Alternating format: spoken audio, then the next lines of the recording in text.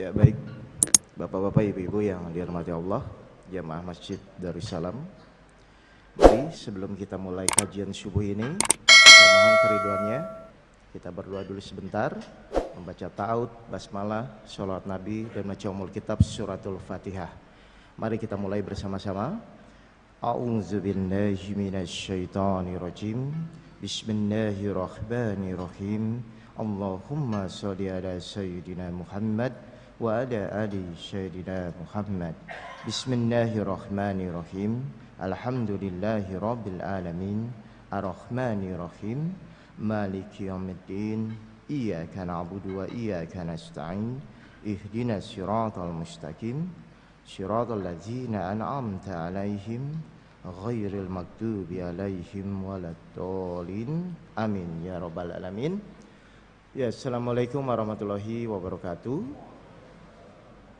Ya, alhamdulillahirabbil alamin, wassalatu wassalamu asrafil anbiya'i wal mursalin sayyidina maulana Muhammadin wa ala alihi washabihi ajmain, amma ba'du. Baik Bapak Ibu yang dirahmati Allah, mungkin baru pertama kali bertemu saya, jadi perkenalkan, saya dengan Aukus Setiawan Bapak Ibu. Kami dari keluarga besar pengajian Ridho Allah di Jakarta. Nah, apa yang mau saya sampaikan mungkin ini agak berbeda. Karena apa? Yang akan berbeda ini karena yang saya sampaikan adalah saya sudah menjalani dulu. Jadi saya sudah jalani dulu Pak. Lalu saya praktekkan dan saya buktikan. Membuktikan apa?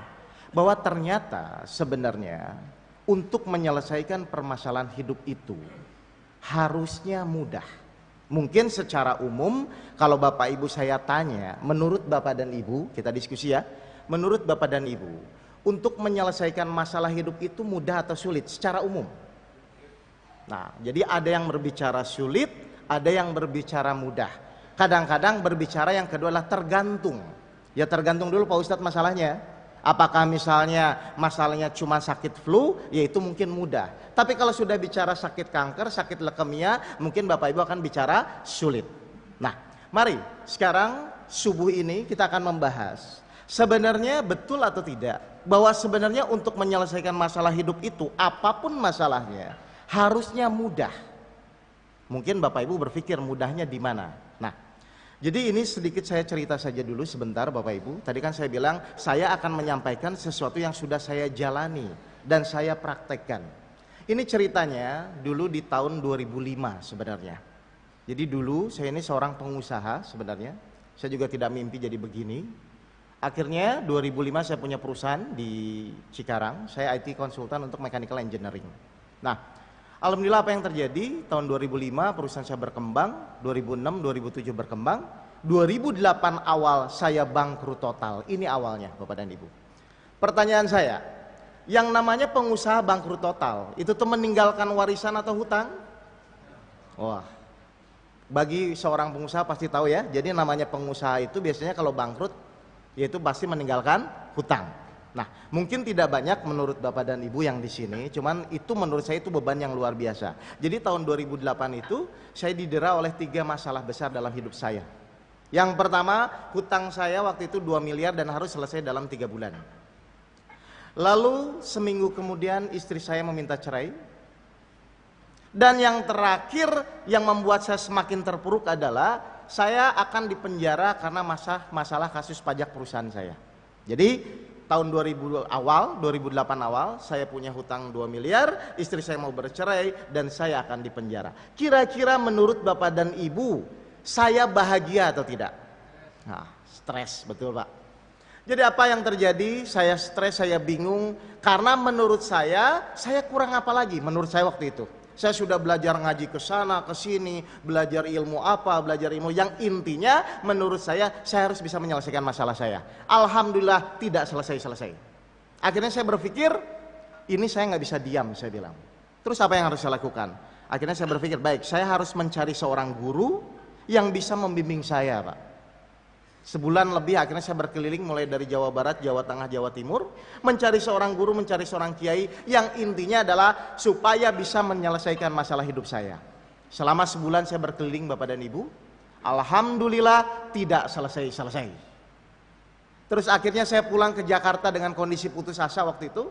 Terus saya bilang, ya Allah, kalau memang seperti ini saja, ambil saja nyawa saya. Sudah tidak punya uang, istri juga mau meninggalkan saya, dan saya akan dipenjara. Apalagi yang harus saya bisa pertahankan? Ternyata Allah mendengar doa saya, Pak. Jadi waktu saya nangis itu, tiba-tiba Allah mendengar. Sunatullahnya adalah pagi-paginya saya dikunjungi oleh teman SMA saya, yang waktu itu saya nggak pernah bisa ketemu sama dia. Tiba-tiba dia datang. Terus dia bilang, yuk kita main. Wah, saya bilang saya nggak bisa. Kenapa? Saya ceritakan masalah saya punya masalah begini-begini. Akhirnya teman saya bilang, wah ini terlalu berat. Yuk kita main ke guru saya. Ini awalnya, Pak. Ternyata guru saya nggak jauh-jauh, Pak, ada di Jakarta. Akhirnya saya diperkenalkanlah ke beliau. Rumahnya juga dekat di daerah sini, daerah Sukatani, Depok. Lalu saya bertemu dengan guru beliau. Terus saya diskusi dengan guru beliau. Saya bilang, Pak Guru tolong saya. Kenapa, Mas? Akhirnya saya ceritakan masalah saya. Terus dia bilang, Mas Oke selama ini gimana? Ya saya sudah belajar ngaji kemana-mana, Pak. Tapi kenyataannya ini masalah saya tidak selesai-selesai. Akhirnya guru saya menyadarkan, Mas, kata dia, sebenarnya Mas Oke tuh belajar ilmu apapun untuk saat ini ya, untuk saat ini waktu itu tahun 2008. Kan ujung-ujungnya ingin dengan ilmu itu Mas Oke bisa menyelesaikan masalah kan? Betul, saya bilang, Pak. Nah, sekarang sudah selesai atau belum? Justru itu, Pak, saya sudah zikir, sudah begini-begini, tapi kok tidak selesai-selesai. Nah, mari kita fokus. Misalnya contoh, kalau Mas Oke sakit perut, carilah obat sakit perut. Sekarang Mas Oke punya masalah hidup, carilah ilmu yang bisa menyelesaikan masalah hidup. Nah, sekarang Al-Quran itu ada 6.666 ayat. Sekarang kalau Mas Oke punya masalah hutang, masalah keluarga, masalah mau dipenjara, ayat apa yang dipakai? Bingung, Pak, saya, Pak. Saya selama ini banyak belajar ilmu, tapi ketika saya punya masalah, ditanya oleh guru saya, ayat apa yang dipakai? Kira-kira kalau Bapak punya masalah, ayat apa yang dipakai, Pak? Halo? Nah, bingung kan? Sama, saya juga bingung waktu itu. Iya ya, saya bilang saya belajar ilmu ini. Tapi kok sebenarnya yang paling utama itu adalah ketika kita punya masalah hidup, kita belajar suatu kajian, kita belajar suatu ilmu. Harusnya dengan ilmu yang kita pelajari, kita bisa menyelesaikan permasalahan hidup kita. Kan itu harusnya. Ini kadang-kadang kita belajar apa, punya masalah istri cerewet, bingung. Jelas ini Bapak dan Ibu? Nah, jadi mari, saya tidak akan terlalu banyak membahas ilmu, tapi kita fokus. Ketika kita punya masalah, berarti kita harus tahu apa yang harus dilakukan sehingga masalah kita bisa terselesaikan dengan ilmu yang kita pelajari. Setuju atau tidak? Jadi silakan Bapak Ibu belajar dimanapun, silakan belajar kajian apapun, tapi ketika punya masalah dengan ilmu yang Bapak Ibu pelajari harusnya bisa terselesaikan. Benar juga saya bilang. Nah, sekarang Mas Oke saya mau nanya, biar Mas Oke tidak terjebak dengan masalah. Hutang Mas Oke berapa? Saya bilang hutang saya 2 miliar, Pak. Kapan selesainya? Harus dalam 3 bulan, saya bilang. Istrinya gimana? Ya pokoknya situasinya sudah parah menurut saya. Terakhir, kapan mau dipenjara? Bukan kapan mau dipenjara, Pak. Akan diproses. Baik. Sekarang, guru saya bilang, oke, masalah hutang saja dulu. Mas Oke hutang berapa? 2 miliar, Pak. Nah, misalnya, guru saya namanya Pak Antono, Pak. Misalnya saya Antono hutang misalnya 5 juta. Mas Oke hutang 2 miliar. Kira-kira menurut Mas Oke 2 miliar dan 5 juta lebih cepat mana yang lunasnya? Saya bilang ya logikanya 5 juta lah, Pak. Baik, memang seperti itu umumnya. Sekarang pola berpikirnya saya akan rubah. Kalau 5 juta tidak ditolong Allah, 2 miliar ditolong Allah, kira-kira menurut Bapak dan Ibu lebih cepat mana yang lunasnya? Nah, artinya apa? Saya mulai terbuka. Oh, ternyata tidak ada masalah besar, tidak ada masalah kecil. Masalah besar adalah ketika Allah tidak menolong kita. Masalah kecil adalah ketika Allah menolong kita. Jadi pertanyaan intinya adalah, sebesar apapun masalah Bapak dan Ibu, kalau Allah yang menolong, selesai atau tidak? Nah, berarti sekarang kita harus cari ayat di dalam Al-Quran yang ayat itu menyatakan Allah akan menolong kita. Kan begitu kan Bapak dan Ibu?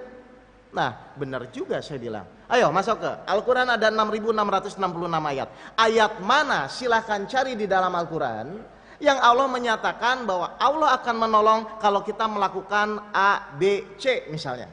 Wah, ayat apa, Pak? Saya udah gak bisa berpikir, saya bilang. Baik, Silahkan masuk ke buka katanya. Di mana? Di surat Al-Baqarah 153. Bapak Ibu sering mendengar ayat ini. Auzubillahi minasyaitonirrajim. Bismillahirrahmanirrahim. Ya ayyuhallazina amanu ista'inu bisabri wassholah innallaha ma'asabirin. Pernah mendengar ayat ini sering ya?